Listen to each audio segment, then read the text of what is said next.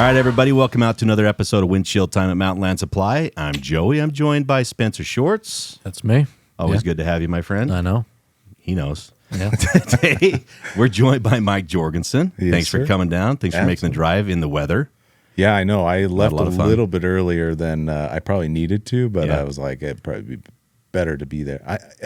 If I'm not early, I'm late kind of guy. I'm with you, dude. So, I stopped and talked to Spencer, my boss. Sorry about that. Yeah, I know. It was good. It was worth it. But anyway, and then just made the rest of the trip. So it was That's good, dude. Yeah. Well, thanks for coming down. Yeah. You're in Idaho Falls, so I am. thank you for making the long trek down here. Yeah. On fairly appreciate- short notice, because we didn't even let you know until yesterday you were doing this. I know. I got the call and I was like, well, alrighty then. So we were just talking, and we started recording so that we could talk about it more. But you do a podcast with your brother I do. called Lift You Up? Lift Me Up. Lift Me Up, I'm Yeah. sorry.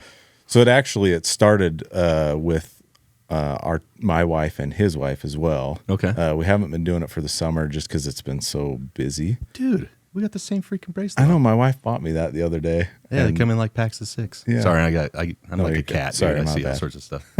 But and so we're just about to start it back up. But it'll just be me and my brother. Focus is actually just talking about making it normal to talk about our life's challenges because. In life, really, we connect more on a level of that, if you really looked at it, than you would on sports or interests or any of that kind of stuff.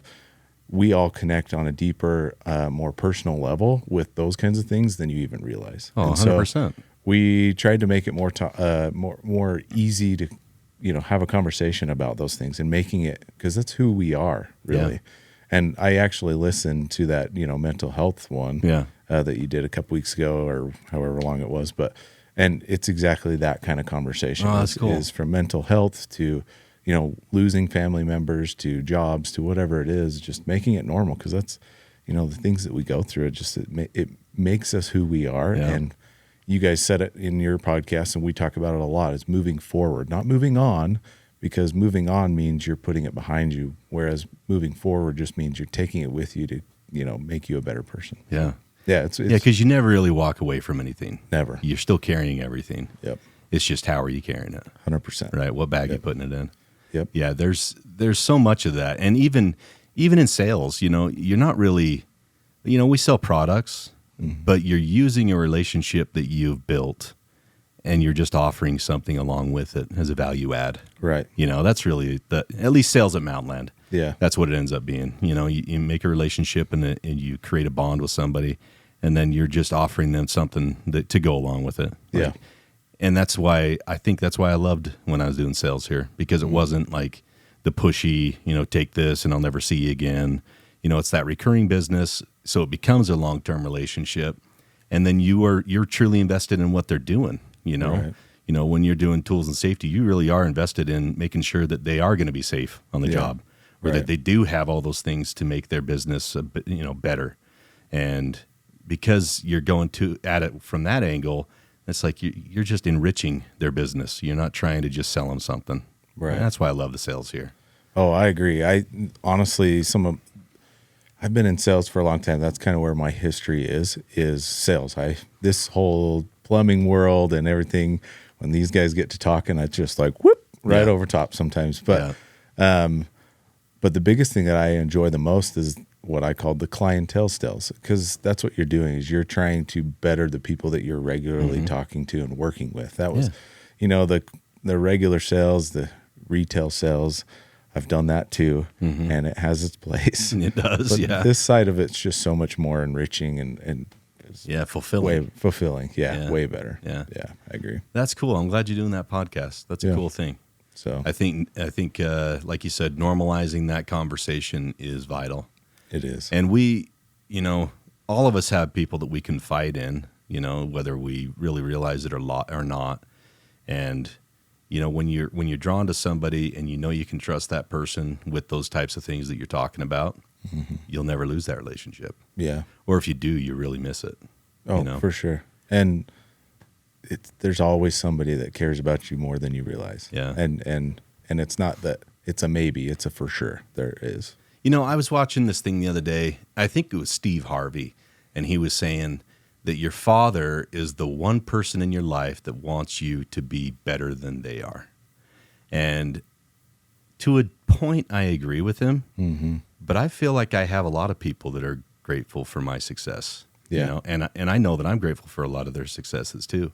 You know, my closest friends, man, I would love for them to have, even monetarily, I'd love for them to be more successful than I am, because I have a great life and I have a lot of, you know, fulfilling things in my life beyond monetary, and I don't really yearn to have more things monetarily.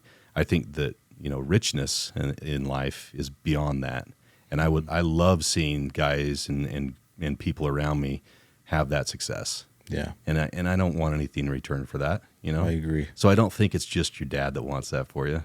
You know, I think there's a lot of people that want that for you. And like you said, more than we probably realize. Yeah. There's probably a lot of people out there that are grateful to see somebody enjoy life. Yeah, I agree. I think it's, we just got to remember it. Well, you got to remember it and you got to call it out when you see it. Yep. And when you mark it and you call it out when you see it, you're like, okay, there's more of that out there. Yeah. There's so much good in the world. You know, I got 4 daughters, and my oldest daughter, you know, there's been a lot of stuff politically and religiously that's happened over the last few weeks. Yeah. And especially in the LDS community, you know, over the last weekend, there was a lot of stuff that was heavy, and, you know, it can get pretty hard, especially for younger people, because they don't have the life experience to know that there's, you know, this too shall pass, that type of stuff. Yep. You know, we talked about that in that last podcast, but, you know, they have a very narrow view of experience, not for any other reason other than they just haven't lived very long. Right. And they haven't had a lot of experiences. And so when things happen that are heavy, you know, my daughter, she feels those deeply. Sure. And, you know, I think they look to others of us that have a little bit more experience to give them that balance and you know, show them, like, you know what, I know it feels like there's a lot of hate and a lot of bad things happening, but man, just look around, because there's so much more good than there is bad. Yeah. I mean, prior to all those things, I mean, not to get into that, but like all those things happening the last few months or whatever, man, I felt like things in the world really were so Clicking along pretty good. Yeah. I mean, from, you know, the good acts that people were doing to, you know, just so much happiness that I felt like, at least around me, you know, and you just have to remember that it's cycles sometimes. Well, and especially where a lot of people live in a social media world. Yeah, that algorithm's going to bring you whatever it wants to bring you. It's horrible. You know? And so I've done it myself, and I've told my kids to do it. Just shut it off. Yep. Even if you just shut it off for an afternoon, or shut it off for a day, work up to a week, go to a month, and just not look at it. Yeah. All of a sudden, you know, you start hearing birds.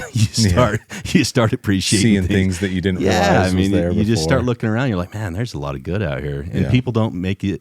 At least from my experience, they don't make you as angry as quickly. You have more patience with people, and then you end up having more patience with yourself too. Yeah, because you're not so self-critical. So, yep, I agree. That's cool. I'm glad you're doing that. Well, thanks. Appreciate it. So, what brought you to Mountainland? You know, I was working for a company for 6.5 years. I was in the off-road industry. Super fun industry. Yeah.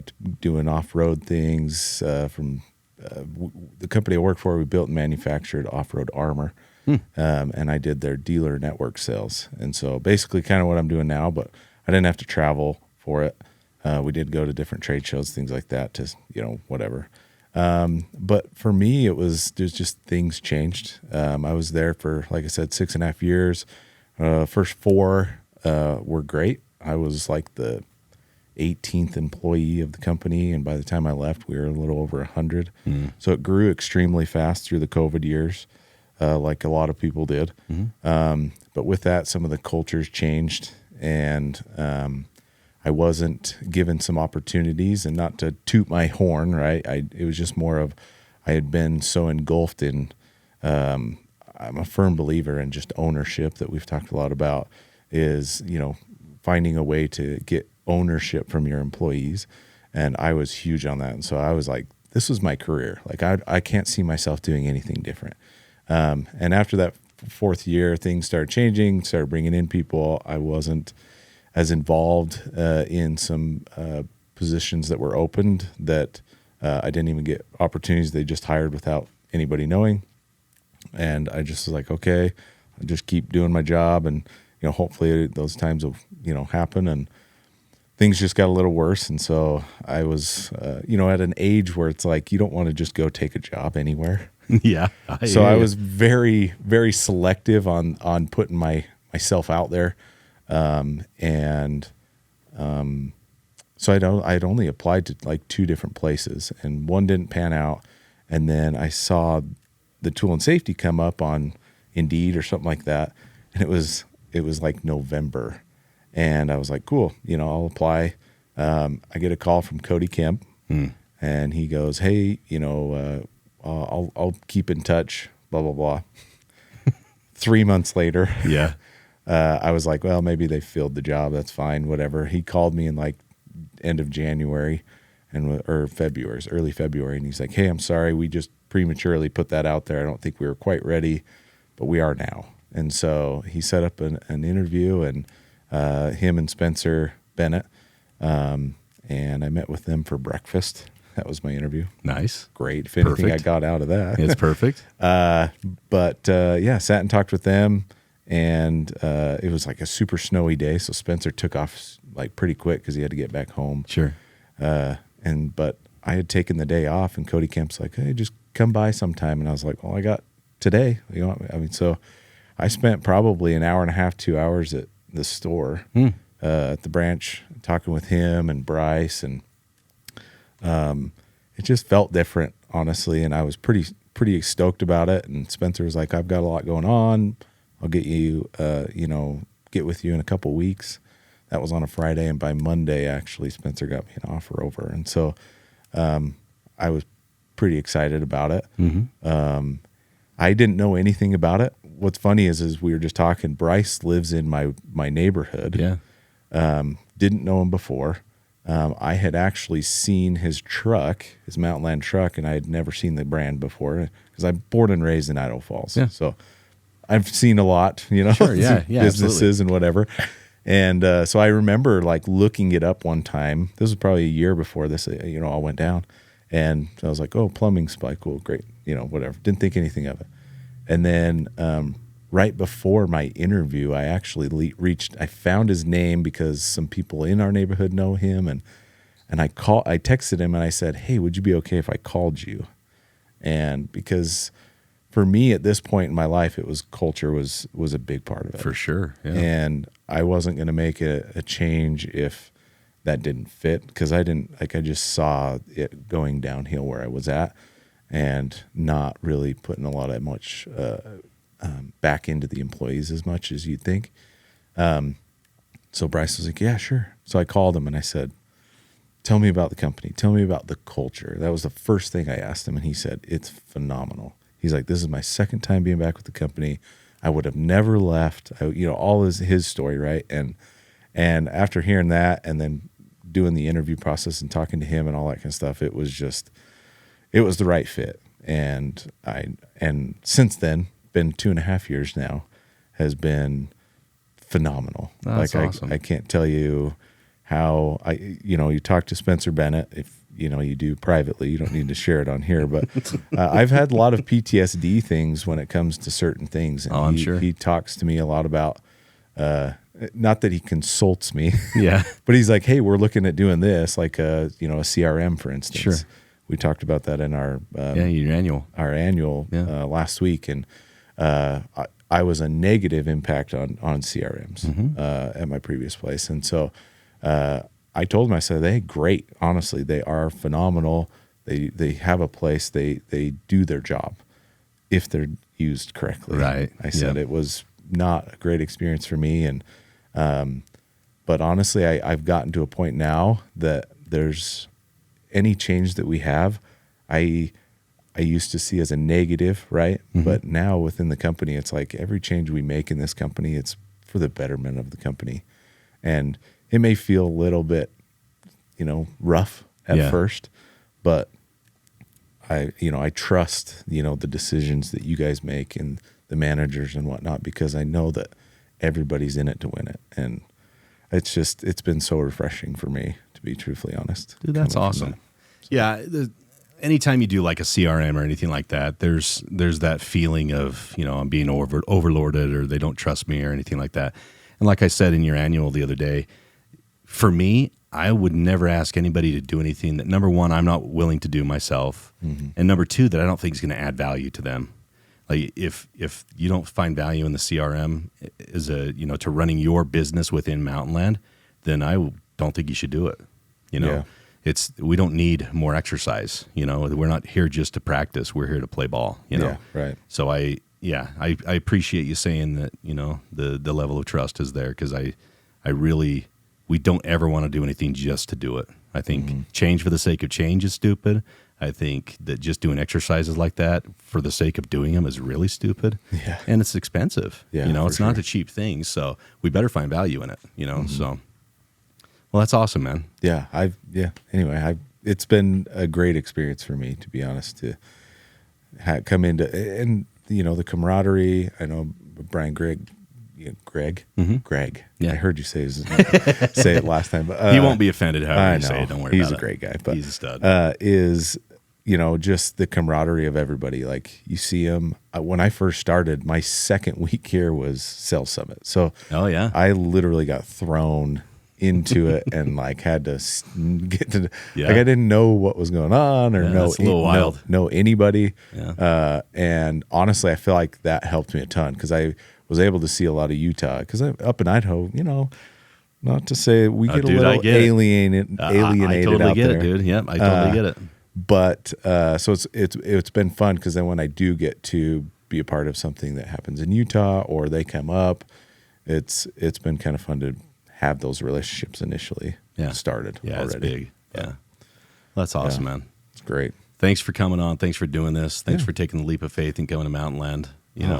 When I don't know why, I just had an impression when I was up there doing the annual the other day. I'm like, man, I need to talk to this dude.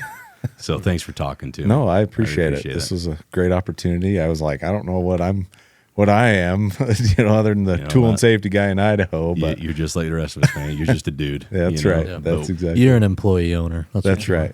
And we all got a story to tell, and everybody's story is interesting. So thanks for sharing yours. One thing I liked about this last annual that we had was just having you there, and Brandon Rowley and Spencer. I mean, there was no like power, I came home and I told my wife, I was like, it was just so refreshing. And this just adds to the level of the company is it was a conversation the whole time. You said, something I thought was funny is you're no more qualified now than when you were a driver, right? Like I'm qualified to drive, dude. And really the whole conversation between you and Brandon and us, it was just, that's what it was. It was conversation, and you don't get that very often. And so thank you. I appreciate that, man. So thank you, dude. You got anything to add, Spence? No, I think that was beautiful. And you should all check out his podcast, Lift Me Up. Oh, yeah. There you go. Shameless plug. It'll be starting back up here in the next month or so. Joey's going to be on it soon. Yeah. If you want me on, I'd gladly do it. Bud. He's on the list. That's for sure. You just let me know. I'll make a trip. Okay. Sounds good. All right. Thanks, Appreciate bud. it. Thanks, everybody out there. Enjoy the ride. We'll see you down the road.